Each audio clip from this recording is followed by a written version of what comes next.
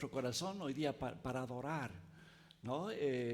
David a un principio nos leía ese salmo, nos animaba con ese salmo, así como lo hacían las personas antes para adorar. Pero qué lindo ahora que, podemos adorar a un Dios vivo, que está acá en medio nuestro. Qué bendición poder estar juntos. Bueno, también un saludo a las personas que están en línea, y realmente pedir que el Señor bendiga su palabra, que su palabra halle cabida en nuestros corazones, y que realmente Dios guarde todo aquello que está escrito para que lo podamos poner por vida, Amén.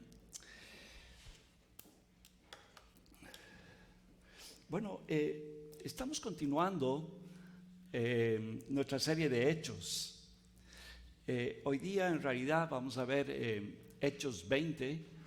Y cuando yo había visto estos 12 versículos, dije, wow, ¿qué comparto de todo esto? Pero en la medida que me he ido metiendo ahí adentro, he comenzado a ver que siempre hay un tesoro en su palabra, ¿no? Hay un tesoro, y se puede realmente sacar de ese tesoro, ¿verdad?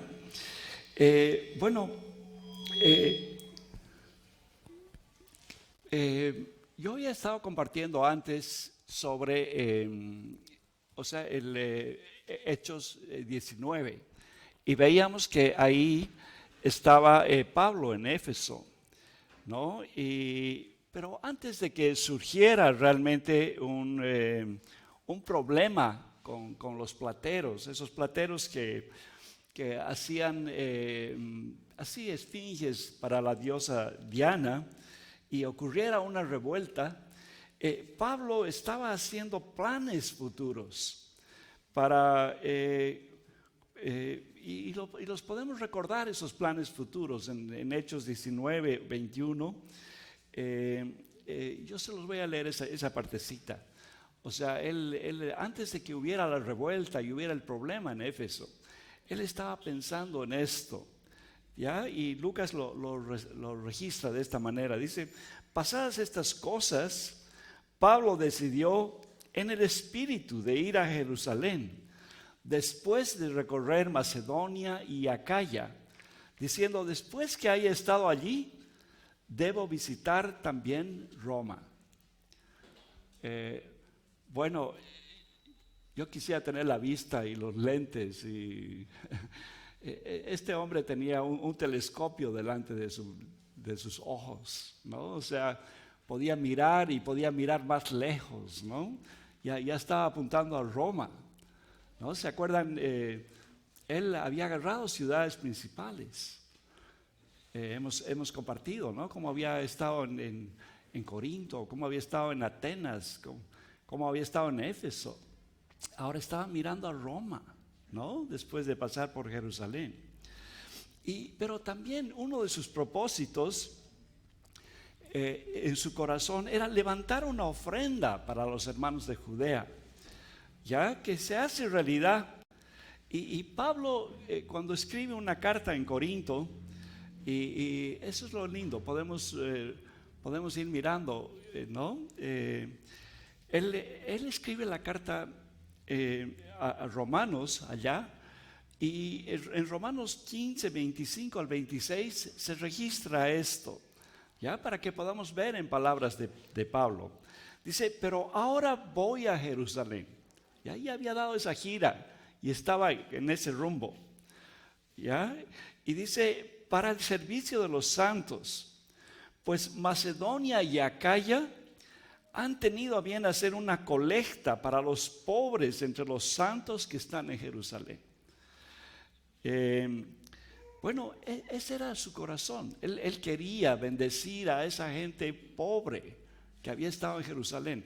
Es más, en una oportunidad vino un profeta y profetizó esa hambruna que iba a haber en Judea, ¿no? Que se dio efectivamente, ¿no? Y estaban anticipando aquello para ministrar a esas personas ahí en esa área.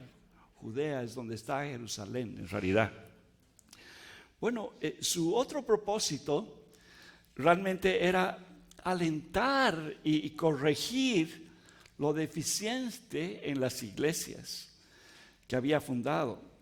Y esto lo hacía realmente por medio de visitas y cartas dirigidas a las iglesias.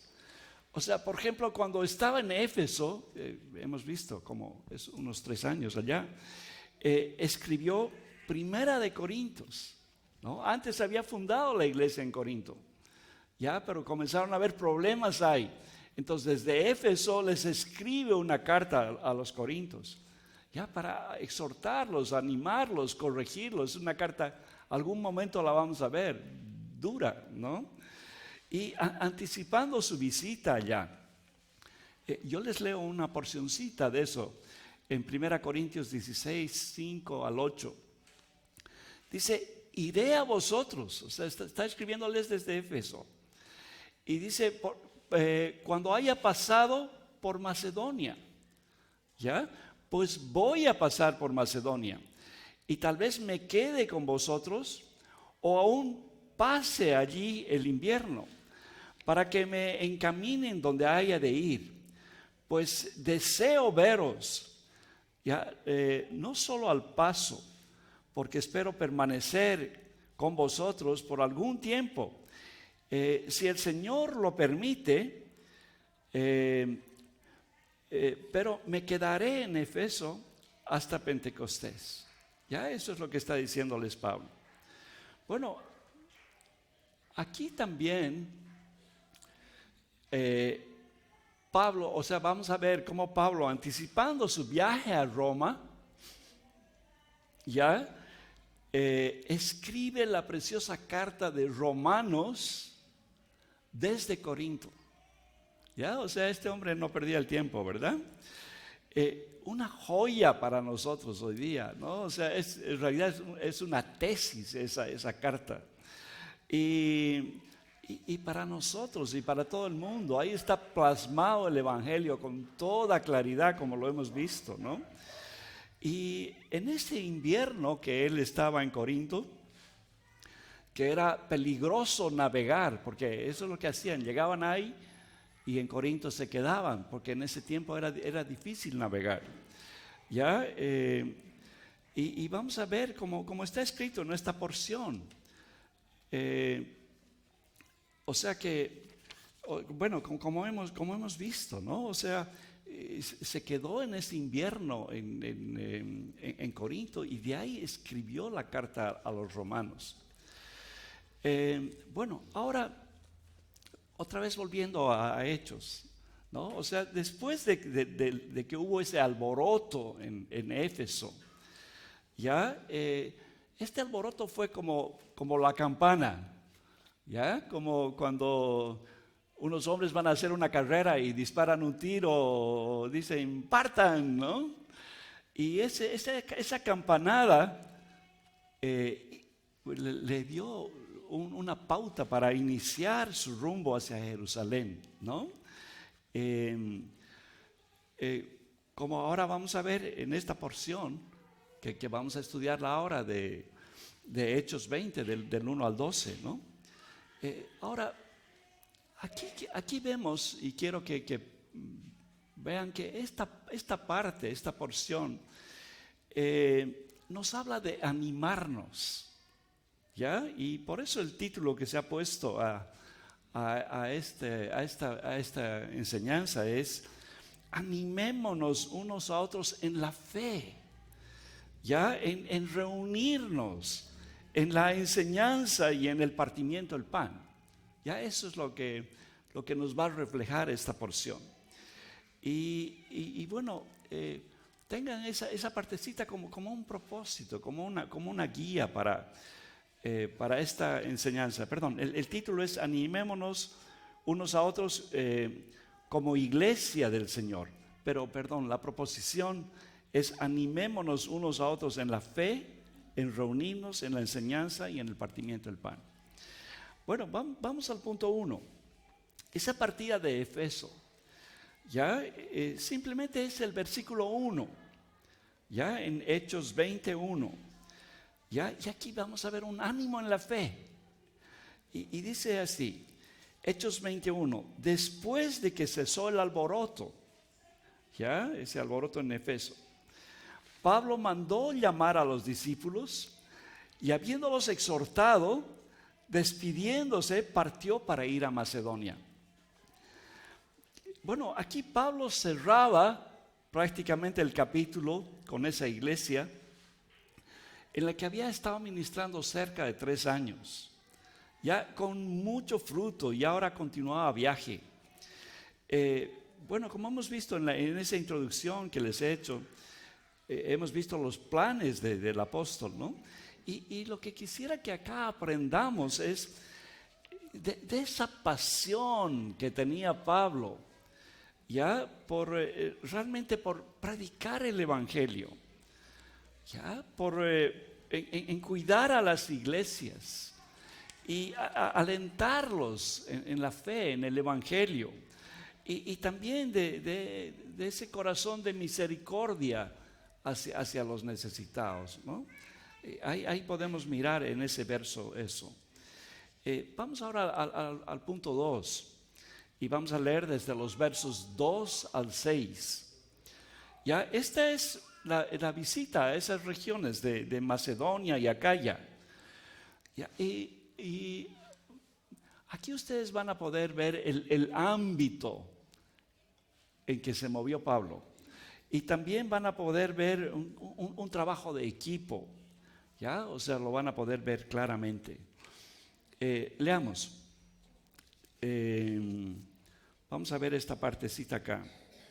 Perdón, solamente para que nos ubiquemos geográficamente, ¿ya? Macedonia, para nosotros, está situado al sureste de Europa, ¿ya? Donde estaba Tesalónica y Derbe.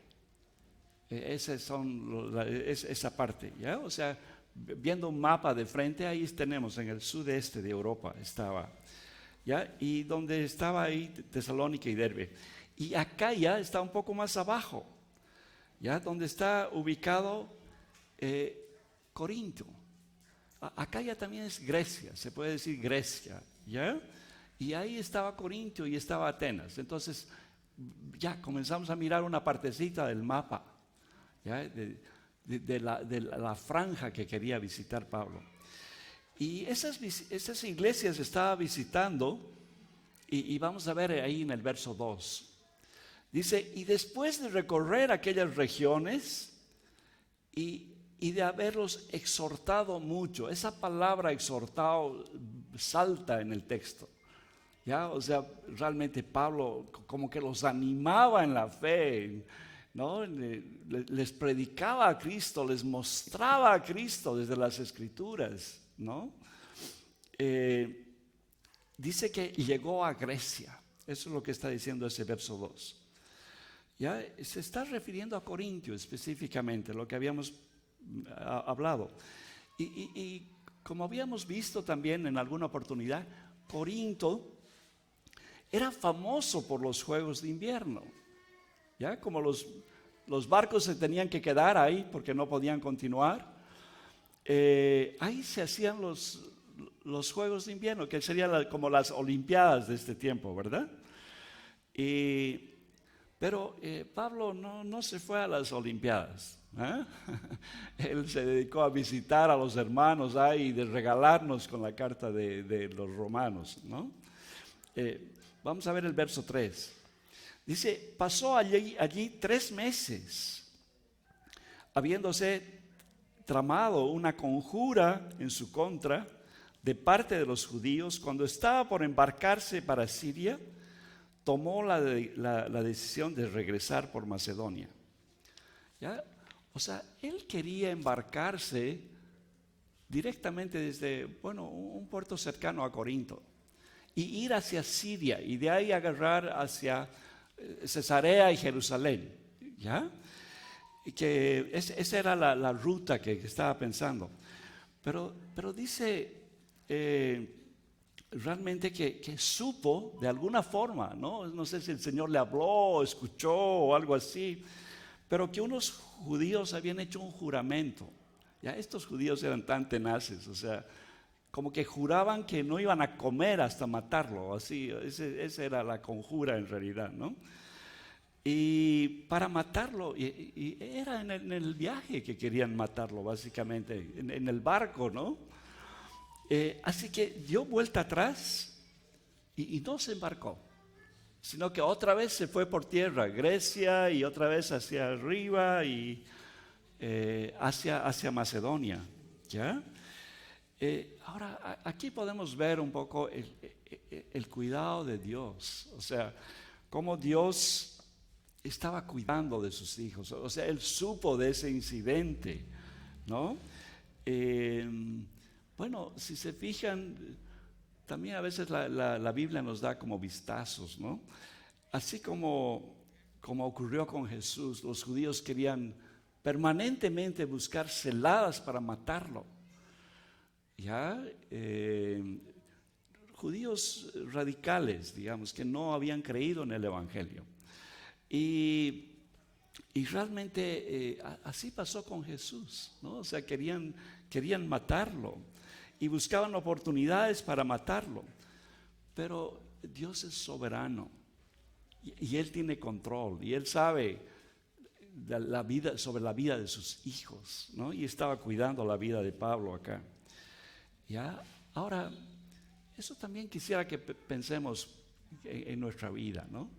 A veces hay momentos que son momentos difíciles, que parece que las cosas estuvieran así como empantanadas, que no funcionan. No se preocupen, que no funcionan, ¿ya? Pero Dios en su soberanía, en su propósito, realmente está ordenando todo, está guiando todo, ¿ya? Y tenemos que tener esa confianza, ¿ya? Bueno, ahora también veamos aquí que es algo que el texto nos resalta, que habían discípulos que acompañaban a Pablo. Así como Jesús viajaba junto con sus discípulos, Pablo también estaba viajando con un grupo como de 9 hombres, ¿ya? Que le estaban acompañando en este viaje, ¿ya? Y vamos a ver en el verso 4, igual a veces leemos el texto y decimos, bueno, ¿y esto qué información nos da? Pero Lucas nos está resaltando algo, ¿ya? Solo denme un minutito nada más.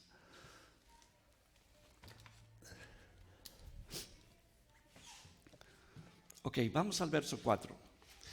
Dice, y lo acompañaban Sópater de Berea, hijo de Pirro, Aristarco y Segundo de Tesalónica, y Lucas, que en realidad es quien escribe el libro, no dice ahí mismo, ya era de Filipos. Y todos estos eran de Macedonia. Hemos dicho, al sudeste de Europa, ahí arriba, ¿verdad? Y bueno, dice, luego nos cita a otros hermanos, pero ya se va a pasar hacia el lado de Asia, ¿no? Dice, Gayo de Derbe y lógicamente, y Timoteo, que era de Listra. Y Pablo, que también era de Tarso. Entonces ya nos está mostrando otra parte del mapa. Ya, o sea, si subimos Siria, ya, y ahí vamos a encontrar Tarso, y vamos a encontrar Derbe, y vamos a encontrar Listra en ese lugar, ¿verdad? Entonces nos está mostrando una franja a la cual pertenecían estos hombres, ¿no? Y por último, nos vamos a ir otra vez hacia Asia Menor, donde estaba Éfeso, y dice, también estaba Tíquico y Trófimo de Asia, ¿ya? Ahora, verso 5, pero estos se adelantaron y nos esperaron en Troas. Bueno, una vez más, cuando yo leía estos nombres, decía, ¿qué tienen que ver estos nombres acá? Pero aquí Lucas nos está mostrando el impacto del Evangelio. ¿Ya? Al darnos los nombres de los discípulos de Pablo y con su procedencia, ¿no? O sea, realmente alguien lo llamaba el doctor Lucas porque era no solo un médico destacado, sino era tan preciso en su comentario, ¿no? Nos está mostrando todo el radio de acción, ya en el cual se había estado compartiendo el Evangelio. Ya, otra vez les repito, o sea, subiendo desde Antioquía de Siria, donde era su base y desde donde parten los 3 viajes misioneros de Pablo. Ya, y entre paréntesis, entren al YouTube y pónganle viajes misioneros de Pablo, y ahí van a tener los mapas, ¿verdad? Y ahí vamos a ver que pasando por Galacia, cubriendo el Asia, yendo hacia Europa y bajando hacia Grecia, todo eso había sido alcanzado realmente por el Evangelio. ¿Ya? Qué ánimo, ¿no? O sea, bueno, ahora gran parte de esa región es Turquía y hay tan poco del Evangelio. Pero en ese momento se llenó toda esa parte del Evangelio, ¿verdad? Pero para nosotros es un ánimo para formar discípulos que nos acompañen en ese trabajo y alcanzar regiones, ¿no? y llenar del Evangelio nuestro país, ¿no? Y ir donde el Señor nos lleve. Amén. Bueno, verso 6 dice, nos embarcamos en Filipos y después de los días de los panes sin levadura, y en 5 días llegamos donde ellos estaban, en Troas, y allí nos quedamos 7 días. Bueno, vemos cómo estos hombres se sacrificaban, o sea, con viajes extensos por tierra, ¿ya? Primero a la ida y después otra vez a la vuelta, ¿verdad?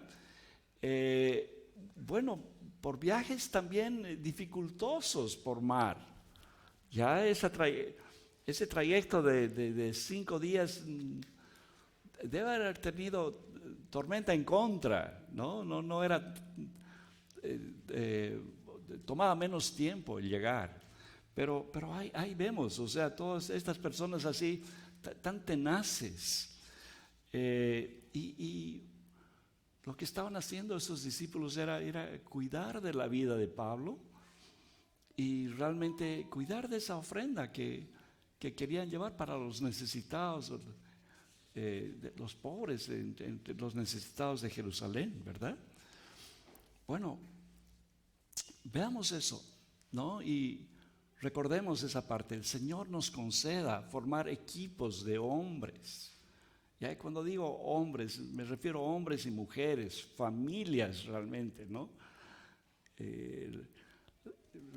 O sea, la palabra nos resalta, Aquila y Priscila, por ejemplo, qué ejemplos de parejas que llevaban el Evangelio y trabajaban así codo a codo con Pablo, ¿verdad?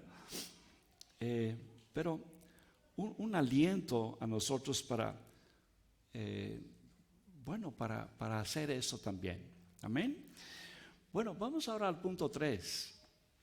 Y doy gracias por ese complot de los judíos, porque no hubiéramos podido tener esta foto de lo que pasó en Troas. ¿Ya? En el punto 3 vamos a ver una visita a Troas.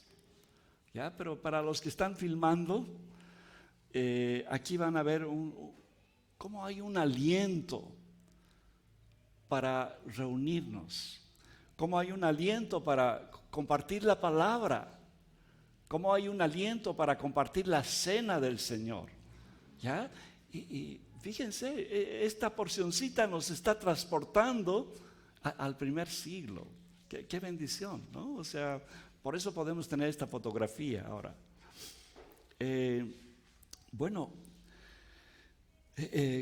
Veamos ahora, vamos a ver de los versos inicialmente. Bueno, este punto 3 es esa visita a Troas y es de los versos 7 al 12, pero nosotros vamos a ver inicialmente del 7 al 10. Dice en el verso 7, en el primer día de la semana, ya pongan atención a las palabras, ¿verdad? Cuando estábamos reunidos para partir el pan, ¿ya? Pablo les hablaba pensando partir al día siguiente y prolongó su discurso hasta la medianoche. Había muchas lámparas en el aposento alto donde estábamos reunidos. O sea, fíjense, Lucas está incluyéndose en donde estábamos reunidos, dice, ¿no? O sea que tenemos un escritor que está viendo esta escena de primera mano. Y dice, y estaba sentado en la ventana un joven llamado Eutico. Y como Pablo continuaba hablando, Eutico fue cayendo en un profundo sueño, hasta que vencido por el sueño, cayó desde el tercer piso y lo levantaron muerto. Pero Pablo bajó y se tendió sobre él. Y después de abrazarlo dijo, no os alarméis, porque está vivo. Bueno, recuerden, el que está narrando esto es un médico, ¿ya? Y si nos está diciendo que estaba muerto, y si después estaba vivo, pues realmente que Dios lo levantó de la muerte, ¿verdad? Bueno, lo primero que nos muestra este texto, ya, es que la iglesia se reunía el domingo, el primer día de la semana, dice, ¿verdad? Y compartían la cena del Señor. Bueno, festejando la resurrección de Cristo, ¿verdad? El sábado se festejaba el día de reposo, ¿verdad? Pero el domingo festejaban la resurrección de Cristo. Ahora, recuerden que para los judíos y de esa manera se nos está relatando esto, a las 6 de la tarde terminaba el día. Y ahí comenzaba el nuevo día, ¿verdad? Entonces, bueno, ahí por eso tenemos este evento, está ocurriendo el día domingo, ¿verdad? Y dice, desde el atardecer hasta la medianoche, Pablo estaba compartiendo con ellos, pensando que al día siguiente iba a partir. Y realmente ahí como Lucas, como buen médico, nos dice que el ambiente se comenzó a poner pesado por el aceite de las lámparas, ya, y este jovencito, ¿no? Un adolescente era, ¿verdad? Le venció el sueño y cayó desde el tercer piso y murió. Ya, bueno, realmente un momento dramático, ¿verdad? Para la iglesia, donde se para todo, pues. ¿Ah? Y Pablo baja del tercer piso a la parte de abajo, ¿verdad? Este incidente, él baja y lo que hace es, se echa sobre el jovencito y el Señor lo levanta. ¿Ya? Bueno, podemos recordarnos unos 3 episodios bíblicos. ¿Se acuerdan ustedes de alguno? ¿Ah? ¿Se acuerdan de Elías? ¿Ya? Y la viuda de Serepta. Igual, se murió ese niño. ¿Y qué hizo Elías? Elías se echó sobre ese niño, oró a Dios, Señor, esta mujer me está alimentando y ahora, ¿qué haces con el niño, verdad? Y Dios lo levantó y esa mujer fue consolada y hubo un testimonio de que él era un varón de Dios, ¿verdad? ¿Se acuerdan de otro caso? Ya, el discípulo de Elías, ¿quién era? Eliseo, ya, y la tsunamita, ¿no? Igual ese niño murió, ¿se acuerdan? Y él lo subió ahí a un aposento y se echó sobre ese niño y Dios lo levantó, ¿no? Bueno, con Pedro no ocurre exactamente lo mismo, pero Pedro también es participante de la resurrección de Tabita, ¿verdad?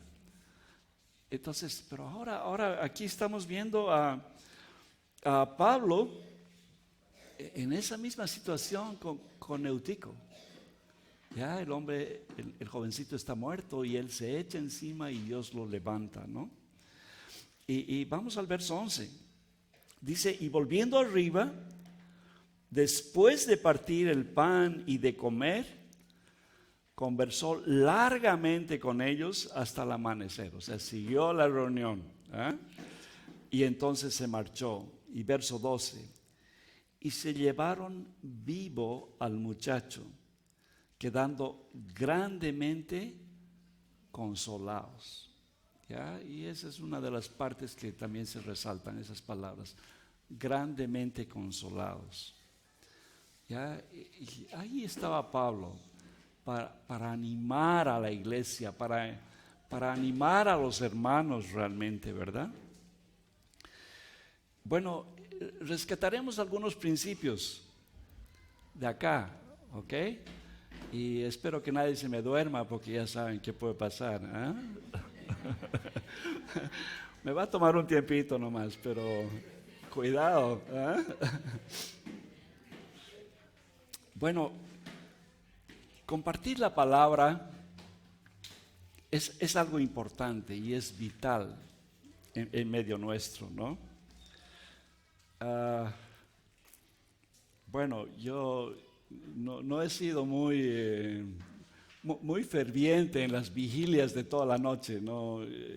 Había otros hermanos que esperaban esa vigilia a fin de año, pero nosotros a veces ya llegaba un tiempo en que ya no nos aguantaba el cuerpo, digamos, ¿no? Pero bueno, compartir la palabra es algo importante y es vital dentro de la iglesia. ¿Ya? Lo es vital en medio de la iglesia y también para nosotros. O sea, el revisar las escrituras. ¿Ya? Para mí en este tiempo de conflicto, en que he tenido tantos problemas con la vista y con la salud, para mí la palabra ha sido un aliento y ha sido un ánimo y ha sido un consuelo. Y cuando digo para mí, es para mí y para mi esposa. O sea, juntos nos hemos consolado y nos hemos animado por medio de la palabra, así en momentos difíciles, ¿no? En momentos de dificultad, ¿no? Entonces, animémonos con la palabra de Dios. Agradezco a todos los hermanos que postean y ponen versos de la Biblia, de devocionales. Gracias hermanos por todas esas palabras de aliento y esas palabras de ánimo, ¿no? Eso es lo que está diciendo acá, que nos animemos y busquemos reunirnos para compartir la palabra. ¿Ya? Recordemos, o sea, las palabras dice que son, Jesús decía, mis palabras son espíritu y son vida. O sea, no es solamente estamos compartiendo literatura, ¿ya? Estamos compartiendo palabras de vida que puedan transformar nuestras almas, que puedan cambiar los corazones, ¿verdad? Esa es la palabra del Señor. Bueno, la otra cosa, o sea, Pablo dice que compartió la cena, pero después comieron juntos. Comer también es algo importante entre hermanos, o sea, y ahí eso puede ser una comunión bíblica, ¿no? Esa palabra comunión a ratos tiene bastante connotaciones, pero quiero precisarla, o sea, comunión quiere decir, bueno, algo que nos une, ¿ya? ¿Y qué nos une? Nos une la fe, nos une las cosas de Dios. Entonces, comunión bíblica es juntarnos para compartir de la fe, de la palabra del Señor, ¿verdad? de las cosas de Dios, como lo hacían los primeros hermanos. O sea, si ustedes leen el segundo capítulo de Hechos, ahí vemos que los hermanos, ¿para qué se reunían?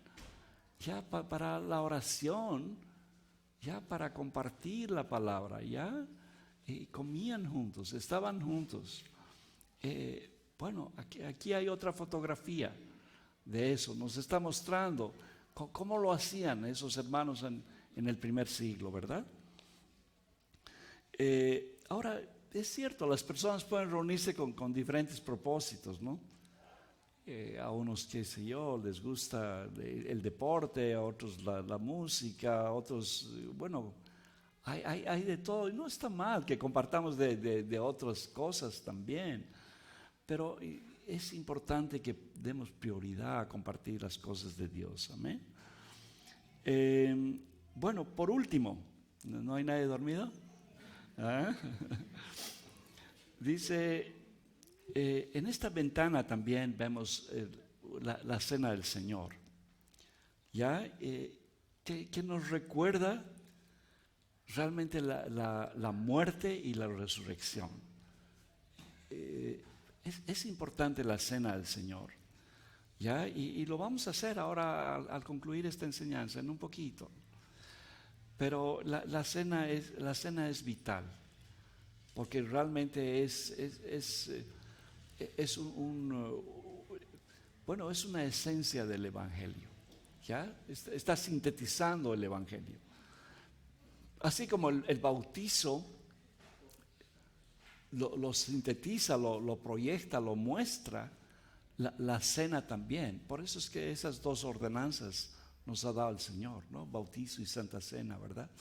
Como algo para recordar de Él, lo que Él ha hecho por todos nosotros. Amén. Bueno, a manera de conclusión, lo que hemos venido viendo, ¿no? Que nos animemos los unos a otros en la fe, o sea, en la enseñanza, en el Evangelio. Es en la fe en Jesucristo, ¿verdad? Que es el Evangelio. Animémonos en eso. Animémonos en reunirnos, ¿ya? En reunirnos. Y también en la enseñanza y el partimiento del pan. Eso es lo que hemos podido ver en esta partecita. Bueno, vamos a orar al Señor y voy a pedir a los músicos que pasen y a los sugieres también que se dispongan para la cena del Señor y vamos a estar cantando y vamos a estar ministrando sobre esto también. Amén. Padre, gracias. Gracias porque tú nos has animado tanto, Señor, con sacrificio, Señor. Muchas gracias. Gracias por tu amor, Señor. Por ese amor inagotable, Señor. Te agradecemos tanto, Señor. Señor, ayúdanos a ser como tú, Señor. A tener una